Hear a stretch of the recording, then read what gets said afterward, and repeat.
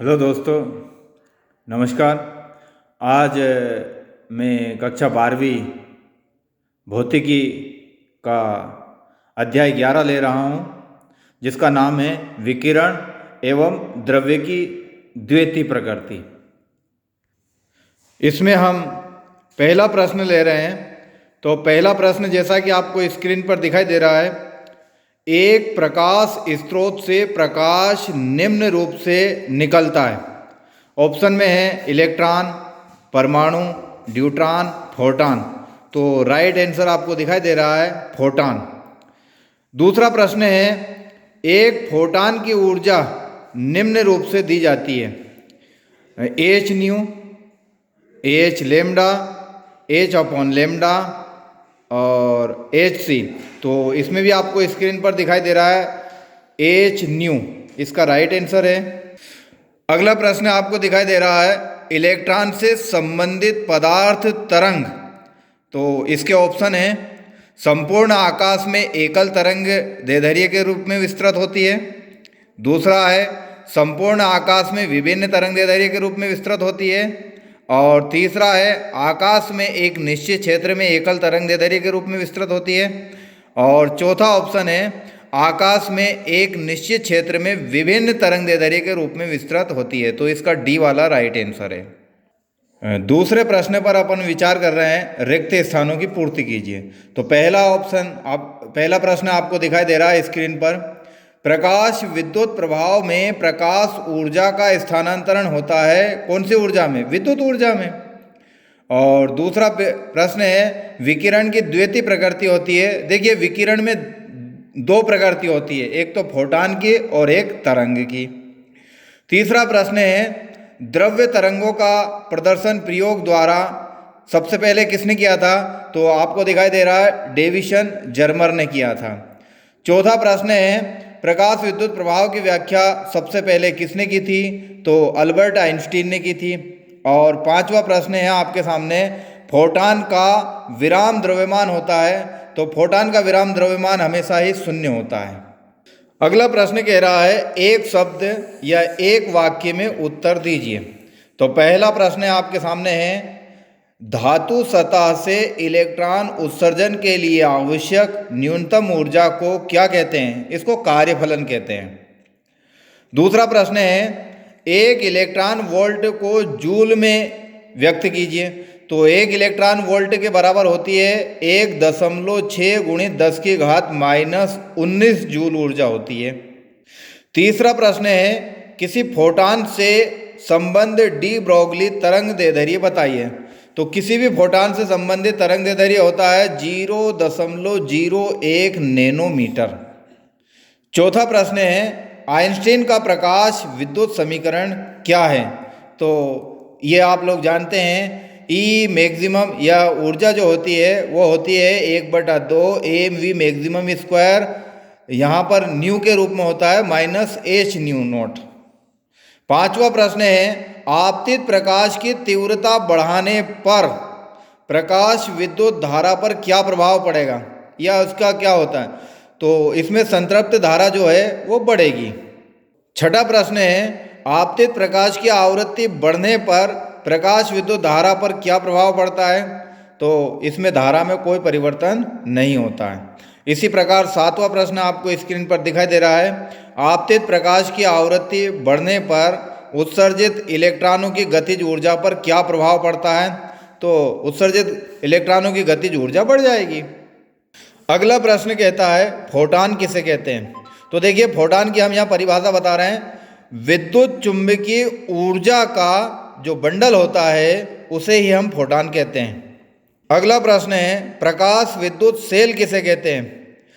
प्रकाश ऊर्जा को विद्युत ऊर्जा में परिवर्तित कर देने वाले सेल को ही प्रकाश विद्युत सेल कहते हैं।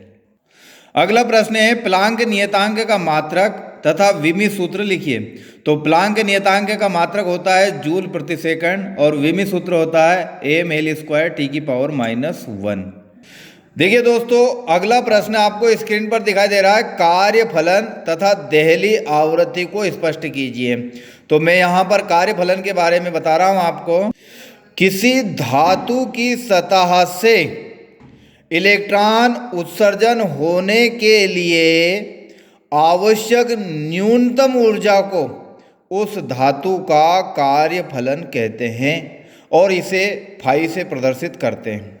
इसी प्रकार देहली आवृत्ति, यह न्यूनतम आवृत्ति है जिससे कम आवृत्ति के प्रकाश से धातु सतह से प्रकाश इलेक्ट्रॉन उत्सर्जित नहीं हो सकते, चाहे प्रकाश की तीव्रता कितनी भी क्यों ना हो। इसे यू नोट से प्रदर्शित करते हैं, कभी कभी इसको न्यू नोट से भी प्रदर्शित किया जाता है। अगला प्रश्न है, इलेक्ट्रॉन उत्सर्जन क्या है तथा ये कितने प्रकार के होते हैं। किसी पदार्थ की किसी भी सतह से इलेक्ट्रॉनों की मुक्ति को इलेक्ट्रॉन उत्सर्जन कहा जाता है।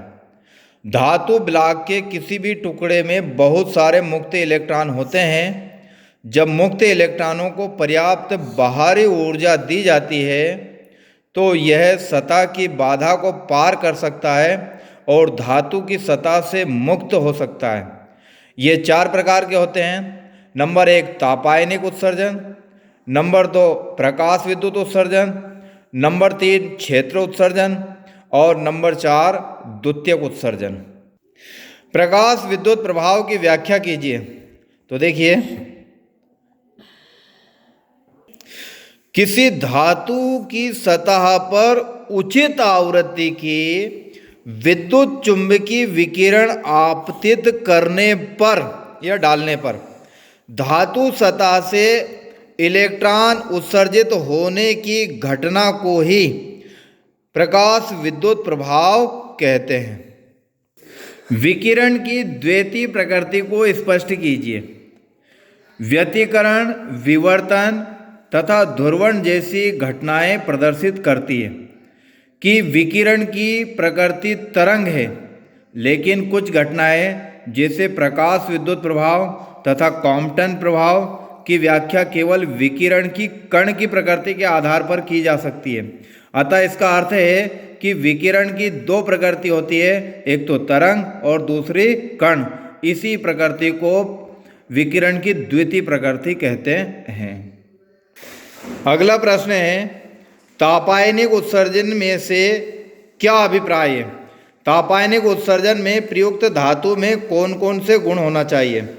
तो देखिए, किसी धातु को गर्म करने पर उसमें से इलेक्ट्रॉन उत्सर्जित होने की घटना को तापायनिक उत्सर्जन कहते हैं और इनमें 2 गुण होना चाहिए। नंबर 1 धातु के परमाणु का आकार बड़ा होना चाहिए और दूसरा गुण धातु का आईपी यानी कि आयनन विभव कम होना चाहिए।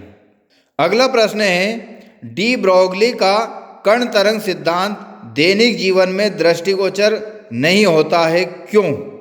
तो देखिए, डी ब्रोगली के कण तरंग सिद्धांत के अनुसार गतिशील कण से संबंध तरंग की तरंगदैर्घ्य लैम्डा बराबर होती है h/mv। अतः दैनिक जीवन में प्रयुक्त वस्तुओं का द्रव्यमान अधिक होने के कारण उनसे संबंध तरंग की तरंगदैर्घ्य बहुत छोटे क्रम यानी कि लगभग 10 से 30 मीटर की होती है, जिसका तरंग प्रभाव दृष्टिगोचर नहीं होता। यही कारण है कि डी ब्रोगली का कण तरंग सिद्धांत दैनिक जीवन में दृष्टिगोचर नहीं होता है। अगला जो प्रश्न है वो बहुत ही इंपॉर्टेंट है। फोटो सेल का नामांकित चित्र बनाकर इसकी कार्य विधि समझाइए। फोटो सेल के कोई 2 उपयोग भी बताइए। तो देखिए, चित्र इस प्रकार है, इसके ऊपर प्रकाश आपतित हो रहा है और इस टाइप से आपको चित्र बनाना है। अब मैं बात कर रहा हूँ कार्य विधि की। जब प्रकाश किरणें कैथोड सी पर आपतित होती है तो प्रकाश विद्युत प्रभाव से उनमें से इलेक्ट्रॉन निकलने लगते हैं तथा इलेक्ट्रॉन एनोड ए की ओर आकर्षित होते हैं, जिससे बाह्य परिपथ में अल्प धारा प्रवाहित होने लगती है और प्रवर्धक की सहायता से इसको बढ़ाकर अन्य कार्यों में उपयोग कर सकते हैं। प्रकाश विद्युत सेल के उपयोग। प्रकाश विद्युत सेल का जो सर्वाधिक उपयोग है यह आमतौर पर सिनेमा घरों में ध्वनि के पुनरुत्पादन व टेलीविज़न में किया जाता है। सड़कों पर लगी लाइटें प्रकाश विद्युत सेलों के द्वारा ही स्वचालित रूप से रात के समय जलती और दिन के समय वो बुझ जाती है। और किसी दरवाजे को स्वचालित रूप में उसको खोलने तथा बंद करने के लिए भी इस प्रकार के विद्युत सेलों का उपयोग किया जाता है।